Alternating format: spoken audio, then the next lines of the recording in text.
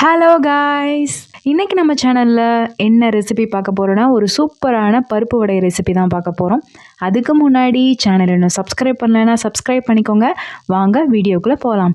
இன்றைக்கி நம்ம பார்க்க போகிற ரெசிபி என்னென்னா முப்பருப்பு வடை தான் பார்க்க போகிறோம்.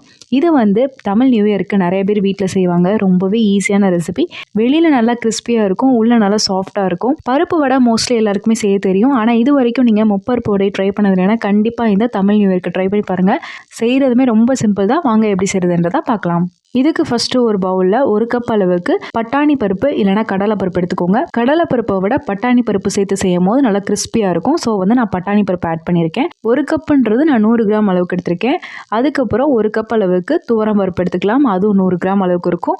இப்போ ஒரு 1/4 கப் அளவுக்கு உளுந்து எடுத்துக்கலாம். பருப்பு வடைக்கு உளுந்து அதிகமாக சேர்க்கக்கூடாது. ஸோ நான் 2 டேபிள் ஸ்பூன் அளவுக்கு ஆட் பண்ணியிருக்கேன். இதை மூணையும் நல்லா கம்ப்ளீட்டாக அலசிட்டு இதை ஒரு 2 மணி நேரம் நல்லா ஊற வச்சு எடுத்துக்கோங்க. ரொம்ப நேரம் ஊற வைக்க தேவையில்லை. 4 மணி நேரம் 5 மணி நேரம்லாம் நீங்கள் ஊற வைக்க தேவையில்லை. இல்லைனா மாவு ரொம்ப சாஃப்ட் ஆயிடும். இப்போ 2 மணி நேரம் கழிச்சு நல்லா அலசி எடுத்துட்டு வந்துக்கோங்க. நல்லா 2 தடவை அலசிட்டு தண்ணியெல்லாம் நல்லா வடிச்சுக்கோங்க. ஒரு வடிகட்டி வச்சு இந்த மாதிரி தண்ணியை வடிச்சுக்கோங்க. தண்ணி பருப்புலேயே ஆல்ரெடி இருந்துச்சுன்னா அரைக்கும் போது ரொம்ப தண்ணி விட ஆரம்பிச்சிடும். ஸோ தண்ணி கொஞ்சம் கூட இருக்கக்கூடாது. நல்லா வடிச்சு கம்ப்ளீட்டாக ரெடியாக வச்சுக்கோங்க. இப்போ இதனால தண்ணி வடியட்டும். இப்போ ஒரு மிக்ஸி ஜாரில் 2லேருந்து 4 வரமிளகாய் உங்கள் காரத்துக்கு ஏற்ப நீங்கள் ஆட் பண்ணிக்கலாம். அதுக்கப்புறம் ஒரு 5லேருந்து 10 பல் பூண்டு ஆட் பண்ணிக்கோங்க. பூண்டை தோலோடய ஆட் பண்ணிக்கோங்க. அப்போனா தான் டேஸ்ட்டு நல்லாயிருக்கும். அதுக்கப்புறம் கொஞ்சமாக கருவேப்பிலை ஆட் பண்ணிக்கலாம். 1 டீஸ்பூன் அளவுக்கு சோம்பு ஆட் பண்ணிக்கலாம். 1 டீஸ்பூன் அளவுக்கு உப்பு ஆட் பண்ணிக்கோங்க. அதுக்கப்புறம் வேணும்னா நீங்கள் செக் பண்ணிவிட்டு ஆட் பண்ணிக்கலாம். ஒரு 1/4 டீஸ்பூன் அளவுக்கு பெருங்காயத்தூள் ஆட் பண்ணிக்கலாம். இது எல்லாத்தையுமே சேர்த்துட்டு நல்லா கொரப்பாக அரைச்சி எடுத்து வச்சுக்கோங்க. இப்போ நம்ம ஊற வச்சுருக்க பருப்பு எல்லாமே நல்லா தண்ணி வடிஞ்சிருச்சு. இப்போ நம்ம ஆட் பண்ணிக்கலாம். மிக்ஸி ஜாரில் ஆட் பண்ணிவிட்டு கொரப்பாக அரைச்சிக்கோங்க. இப்போ இதில் பார்த்தீங்கன்னா பருப்பு முழுசாக அங்கங்கே இருக்கணும். மாவு ரொம்ப சாஃப்டாக அரைஞ்சி வந்துருச்சுன்னா உங்களுக்கு வடை ரொம்ப மாவாக இருக்கிற மாதிரி இருக்கும். ஸோ அந்த கிறிஸ்பினஸ் இருக்காது. அதனால் கொரப்பாக அரைச்சாதான் உங்களுக்கு கரெக்டாக இருக்கும் பருப்பு வடைக்கு. அதனால் கொரப்பாக அரைச்சிக்கோங்க. அப்படி முழுசாக பருப்பு வராது, எனக்கு நல்லா அரைச்சிருவேன் அப்படின்னு நினச்சிங்கன்னா ஃபஸ்ட்டே பருப்பை தனியாக எடுத்து வச்சுட்டு அதுக்கப்புறம் நல்லா அரைச்ச பின்னாடி போட்டு மிக்ஸ் பண்ணிக்கிட்டிங்கன்னா அங்கங்கே பருப்பு தெரியும். அங்கங்கே பருப்பு இருந்தால் தான் உங்களுக்கு சாப்பிடும் போது நல்லாயிருக்கும். இப்போ அரைச்சிட்டு வந்த பருப்பு எல்லாமே இன்னொரு பவுலுக்கு ட்ரான்ஸ்ஃபர் பண்ணிக்கோங்க. இப்போ 1 கப் அளவுக்கு பொடிசா நறுக்குன வெங்காயம் ஆட் பண்ணிக்கலாம். பெரிய வெங்காயம் பார்த்தீங்கன்னா 2லேருந்து 3 ஆட் பண்ணிக்கலாம். அதுக்கப்புறம் 1/4 கப் அளவுக்கு பொடியாக நறுக்குன கொத்தமல்லி ஆட் பண்ணிக்கலாம். இப்போ பச்சை மிளகாய் 2லேருந்து 5 பொடிசா கட் பண்ணி ஆட் பண்ணிக்கோங்க உங்கள் காரத்துக்கு ஏற்ப. அதுக்கப்புறம் உப்பு செக் பண்ணிவிட்டு ஆட் பண்ணிவிட்டு நல்லா மிக்ஸ் பண்ணிக்கோங்க. இப்போ பார்த்தீங்கன்னா எல்லாத்தையுமே நல்லா மிக்ஸ் பண்ணியாச்சு.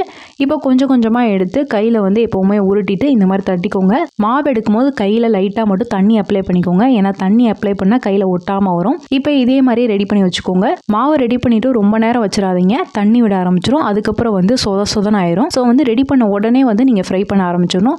இப்போ ஒரு கடாயில் ஆயில் நல்லா ஹீட் பண்ணிக்கோங்க. ஹீட் பண்ணிட்டு மீடியம் ஃப்ளேமில் வச்சுக்கோங்க. அப்படின்னா தான் நல்லா வெந்து வரும். எடுத்த உடனே ஆனில் வச்சுட்டிங்கன்னா மேலே நல்லா வெந்துடும், உள்ளே வேகாது. ஒரு 4-5 ஆல்ரெடி தட்டி ரெடியாக வச்சுக்கோங்க. அப்படியே ஃப்ரை பண்ணி எடுத்துடலாம். இப்போ இதெல்லாமே 2 சைடு நல்லா திருப்பி போட்டுக்கோங்க. திருப்பி போட்டுட்டு இந்த மாதிரி நல்லா கோல்டன் ப்ரௌன் கலரில் வரணும். அப்போ நீங்கள் எடுத்துக்கலாம். இதே மாதிரி எல்லா பேட்சும் போட்டு எடுத்துக்கோங்க. எப்போவுமே வடையை தட்டி வச்சுட்டு ரெடியாக வச்சுக்கோங்க. இல்லைனா ஆல்ரெடி உங்களுக்கு எக்ஸ்பீரியன்ஸ் இருக்குன்னா நீங்கள் அப்படியே டேரெக்டாக எண்ணெயில் தட்டி போட்டுக்கலாம். எப்படி ரெடி பண்ணாலும் கரெக்டாக தான் வரும். எப்படினாலும் ரெடி பண்ணிக்கலாம். அப்படியே உங்களுக்கு சைஸ் வடை இன்னும் கொஞ்சம் பெருசாக வேணுன்னா கூட நீங்கள் ரெடி பண்ணிக்கலாம். நான் சின்னதாக ரெடி பண்ணியிருக்கேன். இல்லை கடையில் போடுற மாதிரி உங்களுக்கு பெருசாக வேணுன்னா நீங்கள் பெருசாகவே போட்டுக்கலாம். இப்போ இதே மாதிரி ரெடி பண்ணி எடுத்தாச்சு. இப்போ நான் இதை க்ளோஸ் அப்பில் காமிக்கிற பாருங்க எந்த அளவுக்கு நல்லா சூப்பராக ரெடி ஆயிருக்குன்னு. நம்ம பருப்பு அங்கங்கே தெரியுற மாதிரி அரைச்சதுனால பாருங்க பருப்பு அங்கங்கே இருக்குது. அது பார்க்குறதுக்கும் நல்லாயிருக்கும், சாப்பிட்றதுக்குமே நல்லா கிறிஸ்பியாகவும் நல்லா சூப்பராக இருக்கும் டேஸ்ட்டு. ஸோ கண்டிப்பாக ட்ரை பண்ணி பாருங்க இதை. இப்போ நான் இதை பிச்சு காமிக்கிறேன் பாருங்க எந்த அளவுக்கு இருக்குன்னு. உள்ள நல்லா சாஃப்டாக இருக்கும், வெளியில் நல்லா கிறிஸ்பியாக நல்லா சூப்பராக இருக்கும், கிரன்ச்சியாக. ஸோ இந்த தமிழ் புத்தாண்டுக்கு கண்டிப்பாக இந்த முப்பருப்பு வடை செஞ்சு பார்த்துட்டு எனக்கு கமெண்ட்ஸில் ஃபீட்பேக் சொல்லுங்கள். இந்த ரெசிபி உங்களுக்கு பிடிச்சிருக்குன்னு நினைக்கிறேன். பிடிச்சிருந்தா லைக் பண்ணுங்கள், ஷேர் பண்ணுங்கள், கமெண்ட் பண்ணுங்கள்.